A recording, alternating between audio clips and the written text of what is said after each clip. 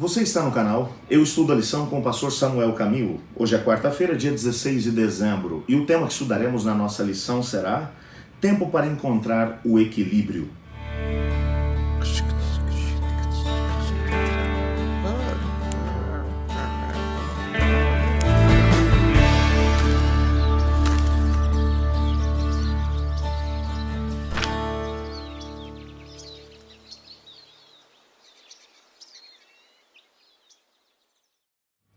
Antes de podermos entender o que o texto da nossa lição hoje está tentando transmitir, nós precisamos voltar um pouco para a história de Israel. Temos analisado alguns aspectos no decorrer da lição dessa semana.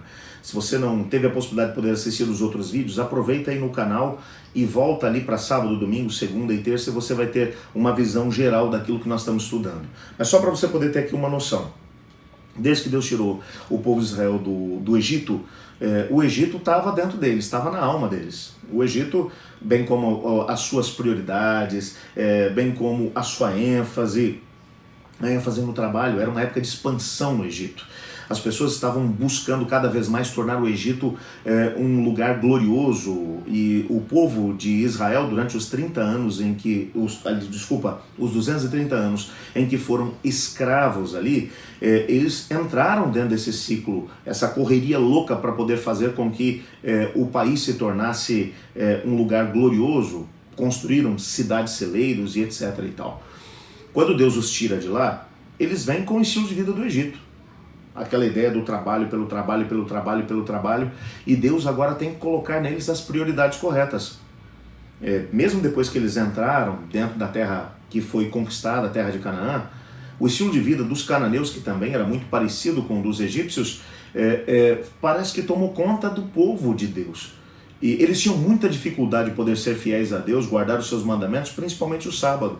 Foi sempre algo complicado. É tanto que nós vimos na lição de ontem que o próprio Isaías escreveu a respeito da questão da guarda do sábado e mencionou que eles deveriam deixar de seguir por caminhos em que estariam quebrando o sábado, mas que eles deveriam desviar o caminho de poder quebrar o dia do Senhor, mas de fazer com que esse dia se tornasse um dia de prazer para eles, para com o seu Deus. Mas o fato é que eles não aprenderam essas lições. A idolatria e ao mesmo tempo a quebra do sábado foi uma realidade na história deles durante todo o tempo em que eles estiveram na terra de Canaã. No ano 622, o reino do norte, Israel, foi invadido pelos assírios e foram levados para o cativeiro e nunca mais voltaram. Alguns anos mais tarde, mais especificamente no ano 605, Nabucodonosor, rei da Babilônia, invade o reino do sul, mais especificamente Jerusalém, e deporta os judeus para a Babilônia, onde eles vão passar 70 anos no cativeiro e os traz de volta. No retorno, você vai encontrar um momento em que dois grandes líderes, primeiro Esdras e depois Neemias, antes dos dois, o próprio Zorobabel e o sumo sacerdote Josué, eles estão tentando construir de volta uma nação. Eles têm agora uma outra geração, uma segunda geração, que é uma geração de indivíduos que eram filhos dos escravos, dos refugiados de lá da Babilônia, que não conheciam tão bem o Senhor. E foi muito complicado para eles conseguirem fazer com que eles compreendessem que os pecados dos seus pais haviam feito com que a ira de Deus caísse sobre eles. E eles sofreram na Babilônia por causa disso. Quando você vai ler principalmente os livros de Esdras e Neemias, você percebe que os dois líderes tiveram muita dificuldade para poder chamar o povo à atenção. E quando você vai para Ageu e Zacarias, Malaquias também, que foram os profetas pós-exílicos, que estiveram trabalhando para tentar trazer o povo de volta, a questão da guarda do sábado era uma questão pertinente, era uma questão recorrente em todos eles. O fato é que Esdras principalmente acabou tomando um posicionamento, uma postura. Esdras vai trazer, quando ele retorna do cativeiro, ele vai trazer uma grande quantidade de levitas, de sacerdotes com ele. E o sacerdócio possuía duas grandes funções. A primeira função era a função de ensinar a lei para as pessoas. E a segunda era de fazer intercessão entre a nação e o próprio Deus, interceder pela nação diante do Senhor. Essas eram as duas grandes funções do sacerdócio.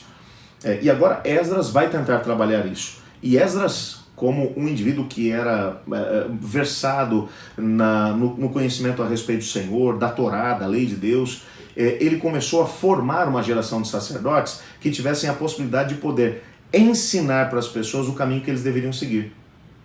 E veja, há uma coisa que precisamos compreender.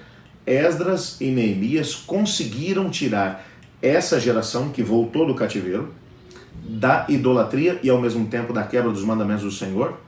Ele conseguiu curar essas gerações, as gerações que se seguiram, desses pecados. Você não vai encontrar esses pecados reaparecendo na nação de Israel depois que eles retornam do cativeiro. Eles realmente foram curados disso. Mas na tentativa de poder fazer com que eles não voltassem para a quebra da lei de Deus, as gerações que se seguiram a Esdras e Neemias acabaram estabelecendo grupos de estudo da Torá, que eram os 5 livros do Antigo Testamento, o Pentateuco, e para poder ensiná-la e ao mesmo tempo interpretar para as pessoas. Então, todos os dias, nas escolas rabínicas, a lei era lida e interpretada pelos líderes religiosos. O grande problema é que, com medo de poder voltar para aquela ideia de quebra da lei de Deus, os líderes religiosos nos séculos seguintes acabaram estabelecendo desdobramentos da lei de Deus que não eram bíblicas, mas faziam parte da tradição oral. Eles pegaram os mandamentos, inclusive o sábado, e subdividiram em mandamentos positivos ou negativos, dizendo o que as pessoas podiam e o que elas não podiam fazer em relação aos mandamentos de Deus. Por exemplo, nos dias de Jesus, essa mesma tradição oral, que mencionava mais de 600 mandamentos em relação ao sábado, dizia que cuspir no chão no sábado era pecado, porque se tivesse ali uma plantinha e a umidade da saliva chegasse até ela, aquilo era um ato de irrigação, então era um pecado. Se você encontrasse uma pessoa que estava carregando um animal de carga próximo da hora do pôr do sol, você tinha que perguntar para a pessoa a que horas é que você vai chegar no seu destino. Se a pessoa fosse chegar depois do pôr do sol, você não deveria ajudar. Não deveria ajudar, porque senão a quebra do sábado seria culpa sua também. E outras coisas, como por exemplo, você não podia carregar uma pena no sábado, que era o que eles usavam para poder escrever. Se você tivesse que carregar uma pena, você tinha que costurar essa pena na sua roupa, porque era parte da roupa, aí você podia carregar. Você não poderia, por exemplo, permitir que um ovo ficasse ao sol na areia escaldante no sábado, porque se o ovo cozinhasse ou assasse com o calor do sol, você estaria pecando. E quando Jesus veio aqui à Terra, e esse é o teor da nossa lição, ele veio para poder colocar as coisas no seu eixo. Algumas coisas que as pessoas faziam, mas que não tinham entendido o espírito da lei do Senhor, ele veio para colocar no lugar. E as grandes discussões do ministério de Jesus com os líderes religiosos do seu tempo era por causa da tradição oral em relação ao sábado. Eles diziam que você não deveria fazer o bem para as pessoas no sábado. Não. Esse negócio de se tiver que curar, cure em outro dia, no sábado não. E Jesus ia lá no sábado e curava as pessoas. E isso despertou uma grande discussão, tanto por parte dos discípulos, como também dos líderes religiosos do seu tempo, sobre o que era lícito ou não fazer no sábado. E Jesus foi obrigado a dizer algumas coisas. Olha, meu pai trabalha no sábado e eu também. Mas que tipo de trabalho que ele faz no sábado? Ele mesmo decidiu que ele iria descansar? Ele trabalhava pela humanidade, para fazer com que a humanidade tivesse a possibilidade de sobreviver, porque se Deus tirar folga 1/1000 de segundo que fosse, nós estávamos destruídos. Ele vai trabalhar a ideia de que o sábado não foi feito por causa do homem, aliás, o homem não foi feito por causa do sábado, o sábado é que foi feito por causa do homem, é para que ele tivesse a possibilidade de poder descansar no Senhor. E Jesus ele veio para poder colocar uma visão de equilíbrio em relação ao sábado. Havia, por exemplo, o entendimento dos dias de Jesus que você deveria guardar o sábado para poder ser salvo. E Jesus trabalha a ideia de que você é salvo pela graça mediante a fé. E uma vez que você é salvo, então você passa a guardar os mandamentos de Deus, inclusive o sábado, para poder descansar nele, para colocar o foco no lugar certo. A posição de Cristo Jesus foi uma posição de equilíbrio em todas as coisas. Quem fala do sábado poderia falar sobre a relação de casamento, ao mesmo tempo sobre outros temas que tinham sido distorcidos pela tradição oral. Com muito boa intenção, as pessoas dos dias de Jesus haviam se desviado daquilo que era o espírito do sábado, o espírito da lei de Deus. E Deus veio para trazer tudo para uma posição de equilíbrio. Hoje, de alguma maneira, você pode até encontrar algumas pessoas que vivem de forma desequilibrada o sábado, que colocam uma ênfase muito grande em cima do você não pode fazer isso, não pode fazer aquilo, não pode fazer aquilo outro. E Jesus, para poder estabelecer uma posição de equilíbrio, ele não colocava ênfase naquilo que não pode, Ele colocava ênfase naquilo que pode e deve ser feito no sábado. O sábado é um dia que deve ser ativo e não um dia negativo. Um dia em que não posso fazer isso, não posso fazer aquilo. Não. Se você colocar ênfase naquilo que você deve fazer no sábado, naquilo que o Senhor Deus pede para que você faça, você não vai ter tempo para poder fazer aquilo que você não deve fazer. O sábado, portanto, é um dia para poder, de forma ativa, estreitar o relacionamento com Deus e ao mesmo tempo com o próximo. E Jesus veio para trazer esse equilíbrio e nós devemos viver o sábado também com essa visão equilibrada.